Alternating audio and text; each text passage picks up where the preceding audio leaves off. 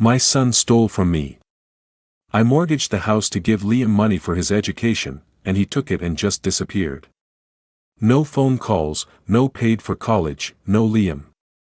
I never thought he would do something like that, but when it happened, it broke my heart at first, and then it lit a fire of rage inside me. I found out where he lived, found out that he was throwing a party with my money. I went there uninvited, and my next step was to make Liam regret his actions. Before we continue, please subscribe to the channel and let us know where you are listening in the comments. The kitchen smelled of old wood and simmering stew, but the air crackled with something sharper. I stood by the stove, stirring the pot, when Liam burst through the door. His boots thudded against the linoleum, and his eyes, those sharp green eyes I'd loved since he was a boy, flashed with something cold. "You're holding me back, Mom," he snapped, tossing his jacket over a chair. "You want me to stay a nobody forever?" I froze. The spoon slipped in my hand, clinking against the pot. "Liam, I'm trying to help you," I said, my voice softer than I meant. "College isn't cheap." He laughed, a short, bitter sound, and grabbed a plate from the counter. "Trying? You're sitting on that house like it's a gold mine. You want me to beg?" He slammed the plate into the sink. It cracked, a jagged line splitting the ceramic. My chest tightened, but I didn't flinch. "Not yet." "Liam," I said, stepping toward him, "I'll do what I can. You're my son." My words felt heavy, like stones dropped into a well. He didn't look at me, just ran a hand through his dark hair and muttered, "Whatever. Just get it done." The next morning, I sat in the bank, clutching a worn leather bag stuffed with documents. The fluorescent lights buzzed overhead, casting a sterile glow on the polished desk.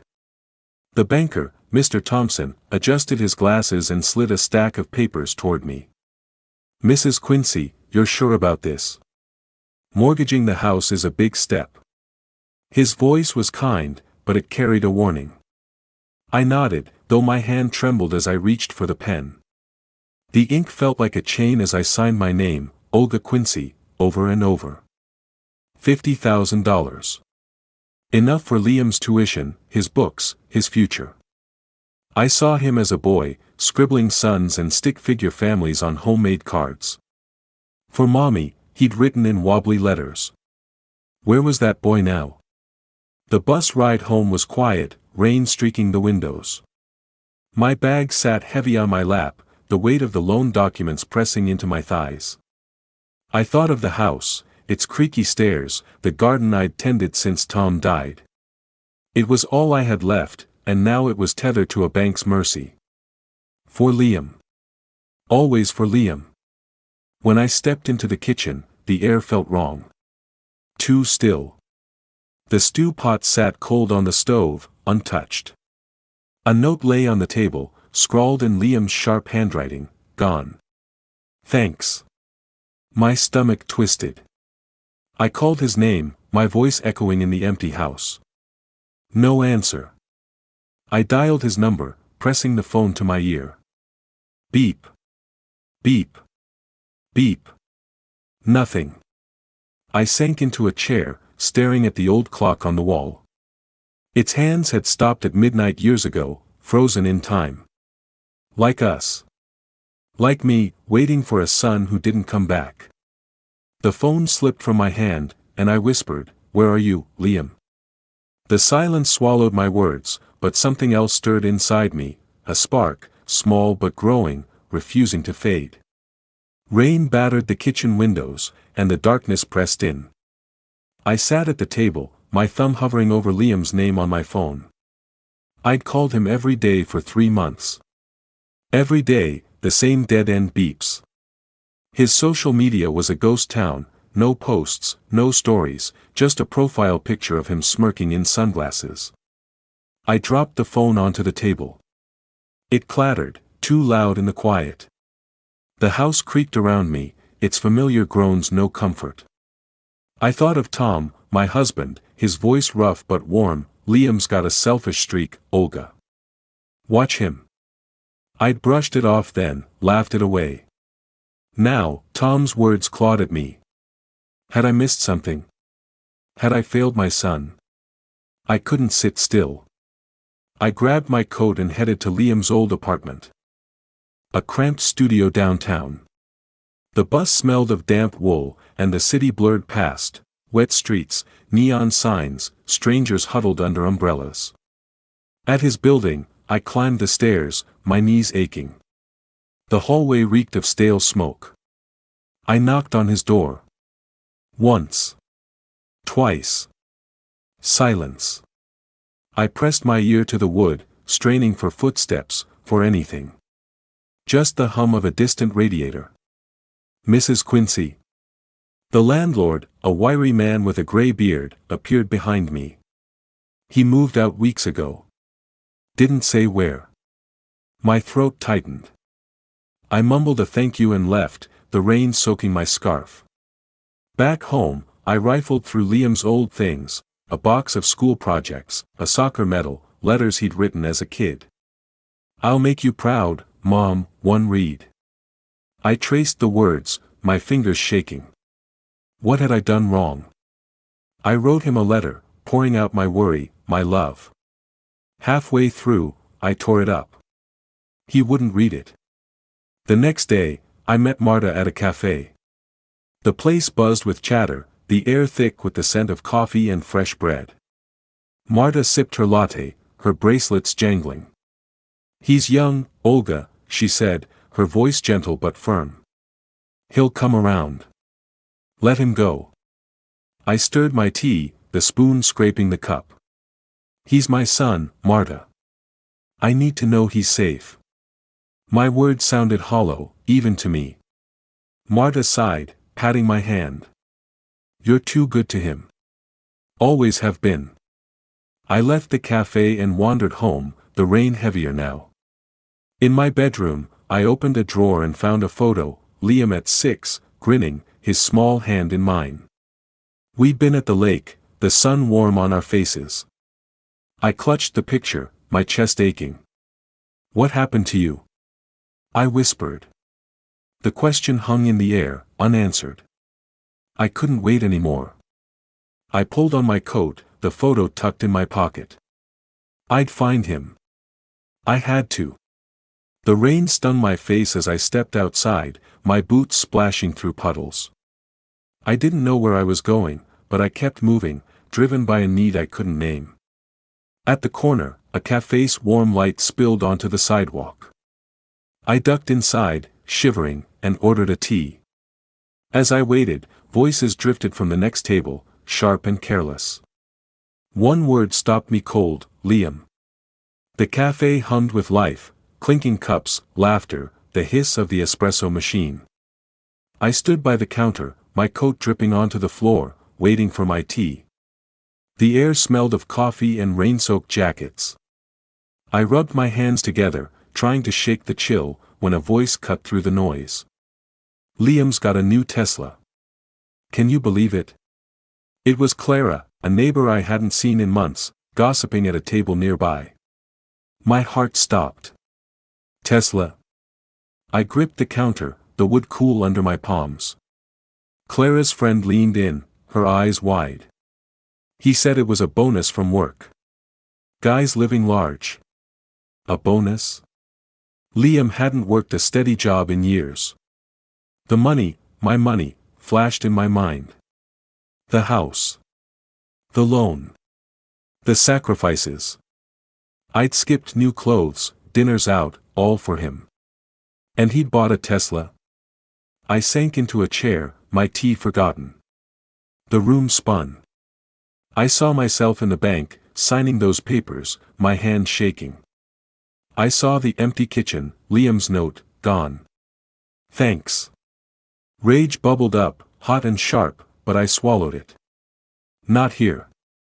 Not yet. The cafe door jingled, and Amelia Wood strutted in, Liam's friend, all sleek hair and sharp cheekbones. She spotted me and smirked, her heels clicking as she approached. "Olga," she said, her voice syrupy with pity. "You look tired. Rough day." I met her gaze, my jaw tight. You could say that. And you look like you know more than you're saying. My words were quiet, but they carried an edge. Amelia's smile faltered, just for a second, before she tossed her hair and walked away. I watched her go, my mind racing. Did she know? Was she part of this? I left the cafe, the rain colder now, biting at my face. At home, I tore through my desk, papers spilling onto the floor. Bank statements, loan agreements, my savings account, gutted. I found the mortgage documents, the ones I'd signed for Liam. $50,000. Gone. My hands shook as I spread the papers across the table, each number a knife in my chest. I remembered his voice, smooth and certain. I'll pay you back, Mom. Every cent. I'd believed him. Fool. I sank into a chair, the house creaking around me. The photo of Liam, the one from the lake, lay among the papers. His smile mocked me now. I picked it up, my fingers tracing his face. You made a mistake, Liam, I whispered. My voice was steady, but inside, something shifted, a fire, growing hotter. I reached for my phone, my thumb hovering over his number. I wanted to scream, to demand answers. But I stopped. No. He wouldn't hear me beg. I set the phone down and gathered the statements, stacking them neatly. This wasn't over. I'd find him. I'd make him face me. The rain tapped the windows, steady as a heartbeat, and I knew what I had to do next. The living room was a cocoon of shadows, the only light spilling from a lamp that flickered when the wind rattled the windows. I sat on the sagging couch, a cardboard box balanced on my knees. Inside were pieces of Liam, photos, letters, scraps of a life I'd thought I knew. I lifted a picture, its edges worn soft. Liam at 5, clutching my hand at the county fair, his grin wide enough to swallow the sun. My fingers trembled, tracing his face. Where had that boy gone? I set the photo down and dug deeper. A letter, folded tight, inked in his childish scrawl, Mom, I'll make you proud. Promise. I'd believed him then, working double shifts at the diner, my back aching, to buy him that red bicycle he'd begged for. I'd skipped meals to save for his school trips, smiled through exhaustion when he brought home report cards. All for him. Always for him. But there were other memories, sharper ones. His first lie, 16, claiming he'd lost the $50 I'd given him for books. I'd found the new sneakers in his closet, but I said nothing. Love makes you blind. I pulled out another photo, Liam at 18, arms crossed, smirking at the camera. That smirk. I'd seen it in the kitchen months ago, when he demanded the money. My money. My house. I stood, the box sliding to the floor, and crossed to the hall closet. My hands moved on their own, shoving aside coats until I found it, his old leather jacket, tucked in the back. It smelled of his cologne, sharp and expensive. I pressed it to my chest, the leather cool against my skin. Tears came, hot and fast. I'd given him everything, and he'd taken it all, my trust, my home, my heart. I sank to the floor, the jacket crumpling in my arms. Why, Liam? I whispered. The house didn't answer. But then something shifted. The tears slowed, and my grip tightened. I wasn't broken. Not yet. I stood, tossing the jacket onto the couch like it burned. He wouldn't win. I grabbed a letter from the box, his last one, promising to pay me back, and tore it to pieces, letting the scraps flutter into the trash. Enough. A knock at the door startled me. Helen, my neighbor, stood on the porch, her umbrella dripping. Olga, you okay? Come over for tea. Her voice was warm, but I shook my head. I need to be alone, I said, my tone firmer than I felt. She nodded and left, her footsteps fading into the rain. Back inside, I found a notebook, its pages crisp and empty. I sat at the kitchen table, the clock still frozen at midnight. My pen scratched the paper, he took my money. But not my strength. The words felt like a vow. I wrote more, memories, lies, the weight of my sacrifice. My eyes burned, but my hand was steady. I wasn't the fool he thought I was. I closed the notebook, my gaze drifting to the phone on the counter. I could call him, demand answers. My fingers twitched, but I stopped. No. Not yet. I needed a plan, something sharper than anger. I stood, the notebook tucked under my arm, and glanced at the phone again.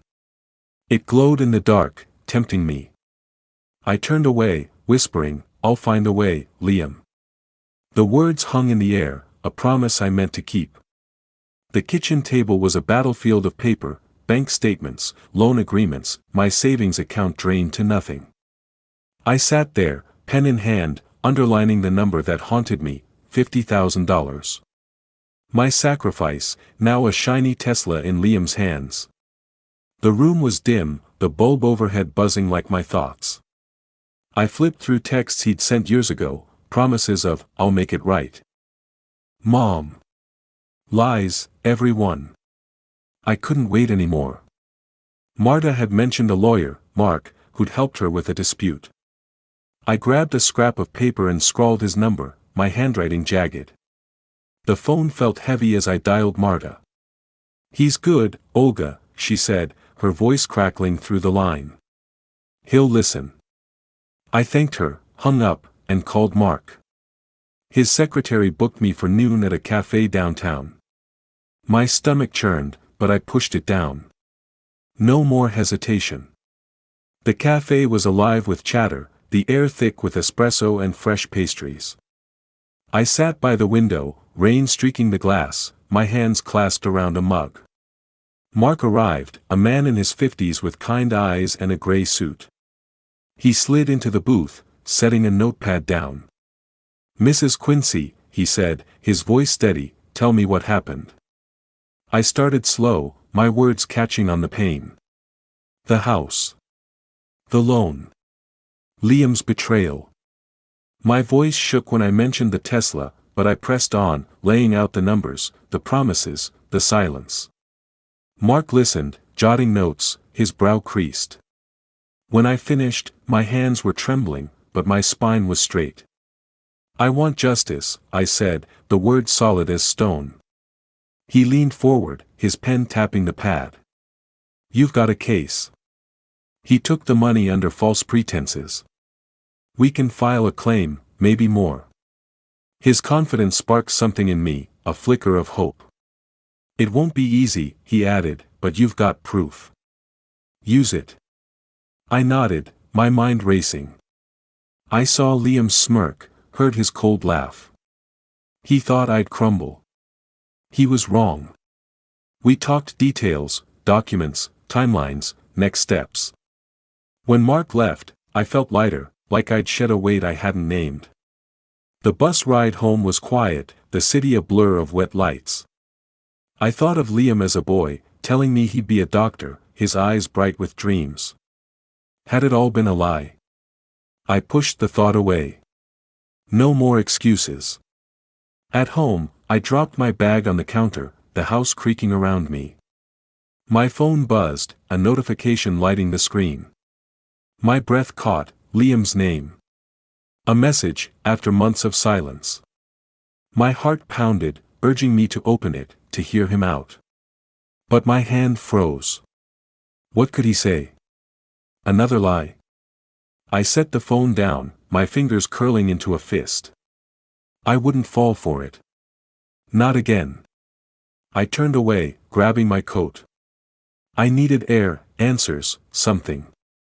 The phone glowed behind me, its light sharp in the dark. I stepped toward the door, my resolve hardening with every step. The park was a gray smear of wet leaves and mist, the air sharp with spring rain. I stood under a dripping oak, clutching a scrap of paper with Liam's new number, scrawled by a friend of a friend. My heart thudded as I dialed, the phone cold against my ear. 1 ring. 2. Then his voice, low and impatient. "Yeah, who's this?" "Liam," I said, my voice steadier than I felt. "It's me." Silence stretched, thick and heavy. I gripped the phone tighter, my boots sinking into the mud. "We need to talk. About the money." He laughed, a sharp, cutting sound. "Money? It's mine, Mom. You gave it to me. Done deal." In the background, a woman's voice, Amelia's, giggled, low and mocking. "Tell her to back off, Liam. She's got nothing." My blood boiled, but I kept my tone even. "You said it was for college. You lied." The words burned my throat. I waited, hoping for shame, for anything human. Instead, he snorted. "Grow up, Mom. I'm not your charity case." Amelia's laugh spiked again, louder, like a needle in my ear. "She's wasting your time," she purred. The line went dead. I stood there, rain dripping down my collar, the phone still pressed to my ear. Beep. Beep. My hand shook, but not from cold. "You'll regret this," I whispered, the words swallowed by the wind. The park felt vast, empty, like it was holding its breath. I shoved the phone in my pocket and walked, leaves crunching underfoot, my anger a pulse in my chest. At home, the house was too quiet, the air stale. I tossed my coat over a chair and opened my laptop, its screen casting a pale glow across the kitchen. Mark's words echoed, "You've got proof. Use it." I started searching, Liam's social media, his friends, anything. My fingers flew over the keys, chasing threads. A photo of his Tesla, posted by a friend. A club he'd been at. Amelia, always there, smirking in the background. My jaw tightened. She was part of this, I knew it. I scrolled further, my eyes burning. Then I stopped. A post, buried deep, caught my attention, something that didn't fit. My breath hitched. I leaned closer, clicking the link, my pulse racing. What was this?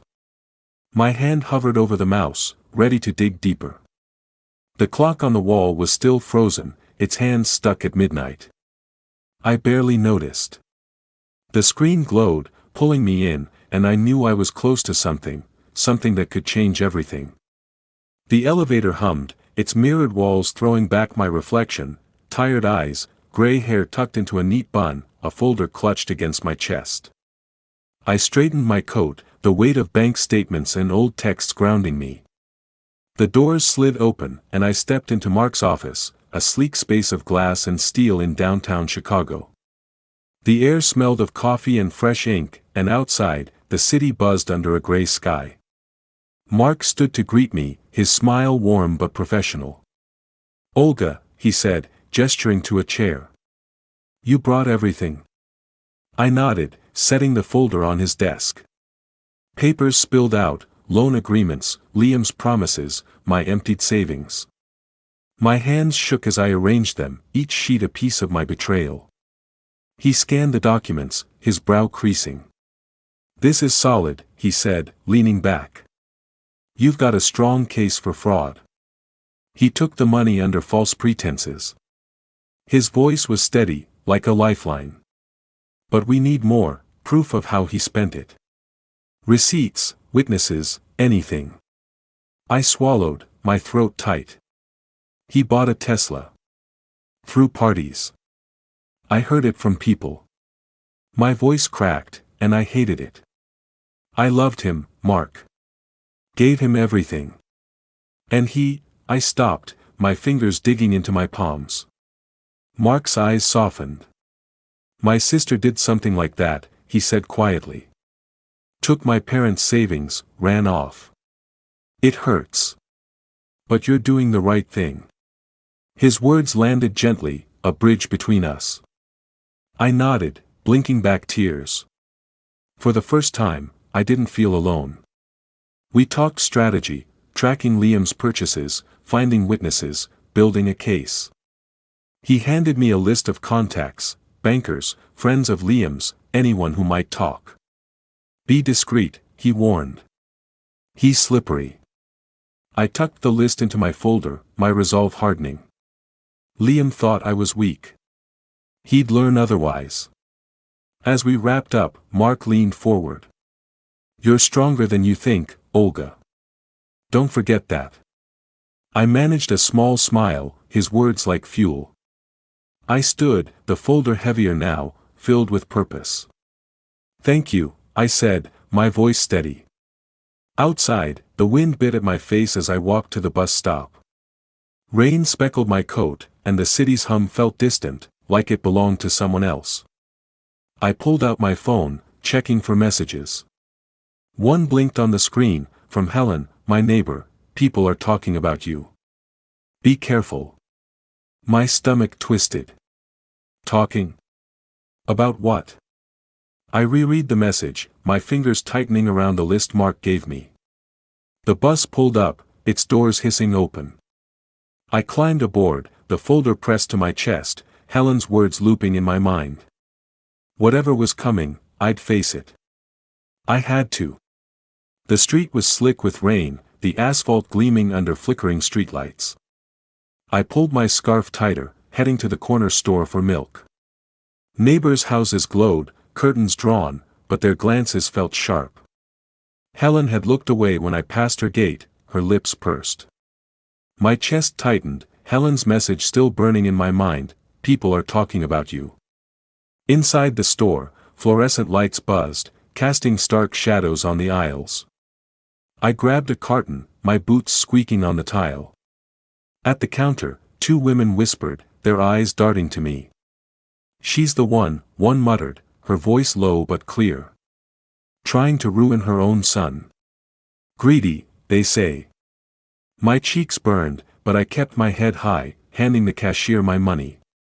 The door chimed, and Amelia Wood sauntered in, her heels clicking like a challenge. Her smirk was sharp, her eyes scanning me like I was something to pity. Olga, she drawled, leaning against a display. Stirring up trouble, huh? Liam's just living his life, and you're out here playing the victim. I gripped the milk carton, my knuckles white. You know what he did, I said, my voice low, steady. And you're part of it. But the truth comes out, Amelia. Always does. Her smile faltered, just for a second, before she laughed, tossing her hair. You're pathetic, she snapped. Keep dreaming. She turned, her heels echoing as she left. The cashier avoided my eyes, ringing up my purchase in silence. I left the store, the air outside cold and biting, Amelia's words stinging like salt in a wound. At home, I dropped the milk on the counter, my hands shaking. The house creaked, its quiet await. I saw Mark's face, heard his voice, rumors are their weakness. They're scared. He was right. Liam and Amelia were lashing out, spreading lies to bury me. They thought I'd break. They didn't know me. I pulled the folder from my bag, its edges worn from handling. Bank statements, texts, proof of Liam's lies, they were my armor. I sat at the kitchen table, the frozen clock staring down, and opened the folder. Each paper was a step toward justice, a way to reclaim my dignity. My phone buzzed. I hesitated, then answered. Olga, Mark said, his voice urgent. I found something about Liam's spending. You need to hear this. My pulse quickened. What is it? I asked, leaning forward. He paused, then said, it's bigger than we thought. My breath caught. I clutched the phone, my eyes locked on the folder. Whatever Mark had found, it changed everything. The laptop's glow filled the kitchen, casting long shadows across the table. I scrolled through Amelia's social media, her posts a parade of glitz, clubs, designer bags, Liam grinning beside her. Then I saw it, a photo of a loft, string lights crisscrossing the ceiling, caption party of the century. Tonight. My heart raced. Liam's party. My chance. I grabbed my phone and dialed Mark. "Olga," he answered, his voice crisp. "You saw the post?" I nodded, though he couldn't see. "It's perfect," he said. "Show up, gather evidence, or confront him publicly. But be smart. They're watching you." "I will," I said, my voice firm. I hung up and opened my folder, pulling out bank statements and screenshots of Liam's texts. The printer whirred, spitting out pages, my record of his betrayal. I stacked them carefully, each sheet a weapon. My hands trembled, but not from fear. This was it. I paused, a memory flickering, Liam at 8, clinging to me during a thunderstorm, his small voice whispering, "You'll keep me safe, right?" I'd promised I would. My chest ached, but I pushed it down. That boy was gone. The man he'd become had stolen from me, mocked me. He'd pay. I stood, crossing to my closet. I needed something for the party, something that said I wasn't broken. I pulled out a dress, navy, simple, but sharp. It hung like a flag of defiance. I slipped it on, the fabric cool against my skin, and stood before the mirror. My face showed every year, every worry, but my eyes burned with purpose. A photo tucked into the mirror's frame caught my eye, Liam at 10, laughing at the lake, his hair wet from swimming. My breath hitched. I reached for it, my fingers brushing the faded edges. Why did it still hurt? I started to pull it down, but it slipped, fluttering to the floor. I froze, staring at the photo. My resolve wavered, just for a moment. Then I straightened, leaving it where it fell. I grabbed the folder, its weight steadying me, and headed for the door. The loft wasn't far, and I had a plan. Whatever happened tonight, Liam would see me, not the mother he'd used, but the woman he'd underestimated. The loft pulsed with neon lights, bass thumping through the floor like a heartbeat. I stood at the entrance, my navy dress swaying in the evening breeze, the folder of evidence heavy in my hands.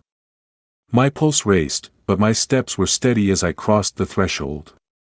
Inside, bodies swayed, laughter clashed with clinking glasses, and the air was thick with perfume and ambition.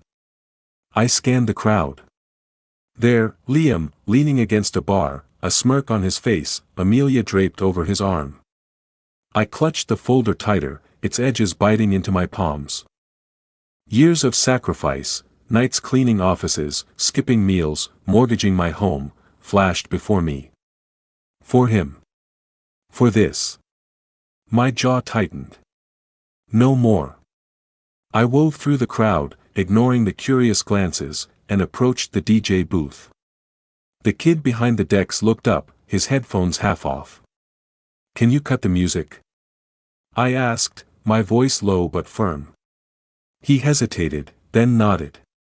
The beat stopped. Heads turned, conversations faltered. The loft fell silent, save for the hum of neon and a distant car horn outside. I stepped into the center of the room, the folder raised like a flag. "Liam," I called, my voice slicing through the quiet. "Son, look at this record." His smirk vanished. Amelia's eyes widened, her drink frozen mid-sip. I opened the folder, pulling out copies of bank statements, loan agreements, his own texts promising repayment. I handed them to the nearest guests, who took them with hesitant fingers. "This is what my son did," I said, my tone steady. "He took $50,000, my home, my life, and spent it on cars and parties. On this." Gasps rippled through the crowd. Papers passed from hand to hand, whispers growing louder. Liam pushed through, his face pale. "It's a lie," he shouted, his voice cracking. "She's making it up." But his eyes darted to the papers, and I saw fear. Amelia lunged forward, snatching a sheet from a guest. "This is nonsense," she hissed, but her hands shook. She shoved past a couple, heading for the door.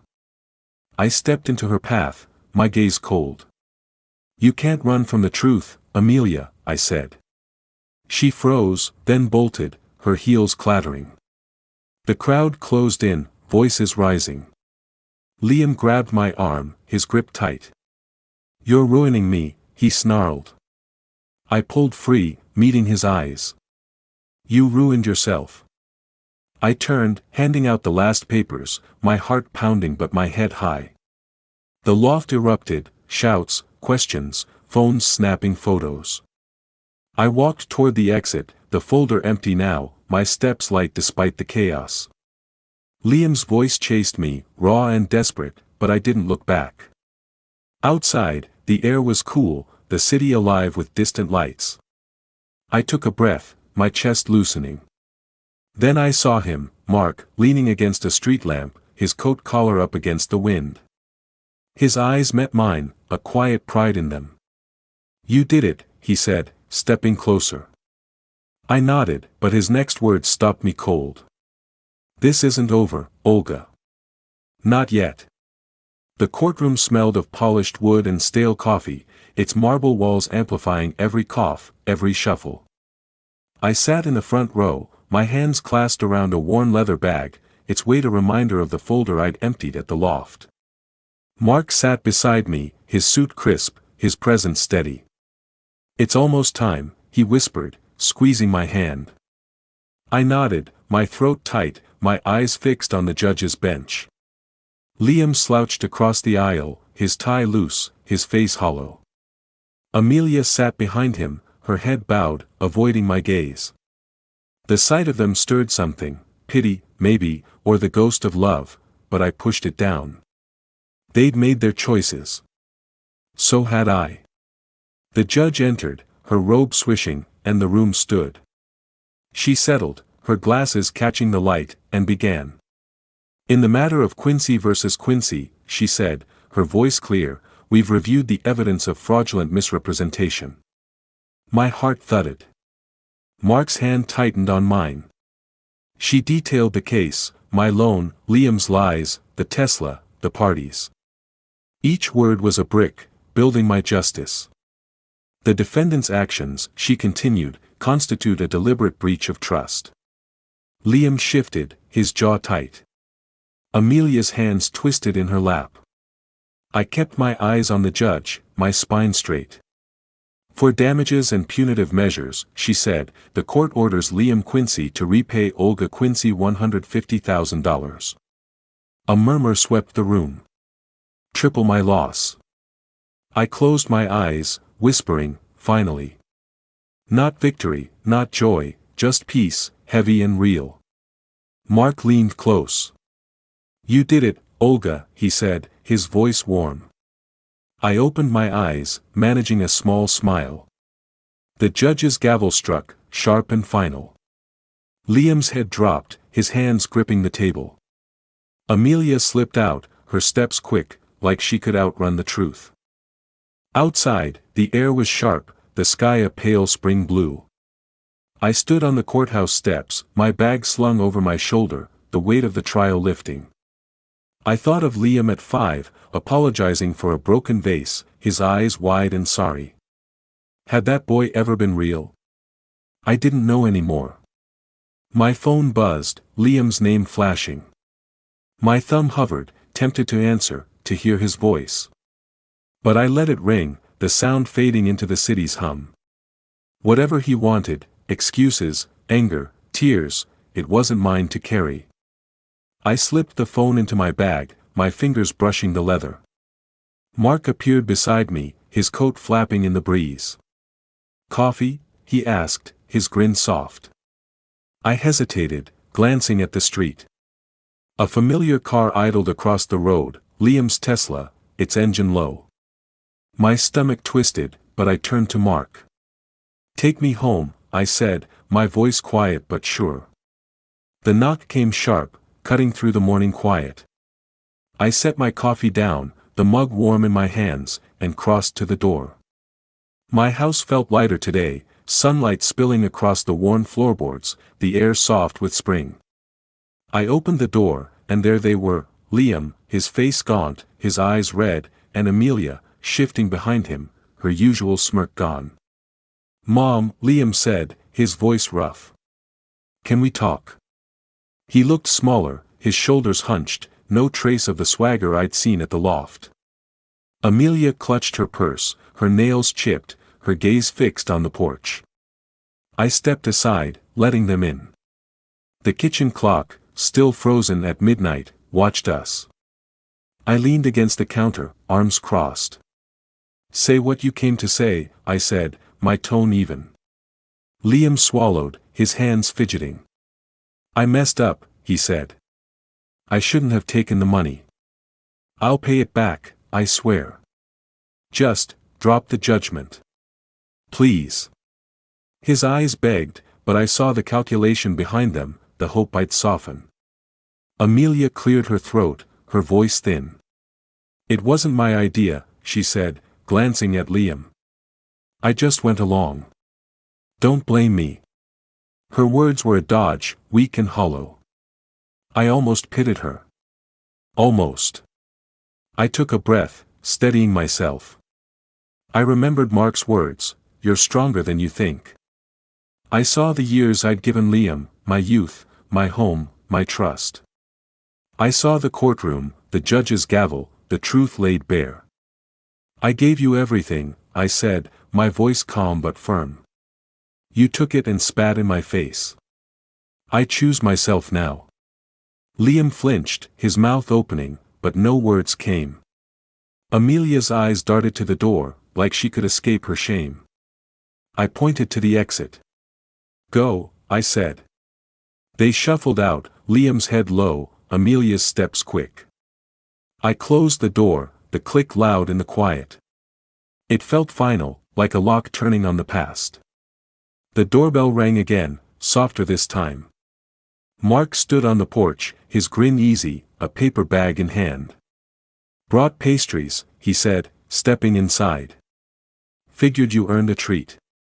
I laughed, the sound surprising me, light and free. We sat at the table, coffee steaming, the house warm around us. "You're starting over," Mark said, his eyes kind. "What's next?" I sipped my coffee, the bitterness soft against the sweetness of the moment. I didn't have an answer, but for the first time, that was okay. I stood, carrying my mug to the window. Outside, the street was alive, kids biking, trees budding, the world moving on. My lips curved, a faint smile. The future was mine, and I was ready to meet it. If you liked this story, please like this video, subscribe to the channel, and share your impressions of this story in the comments. To listen to the next story, click on the box on the left.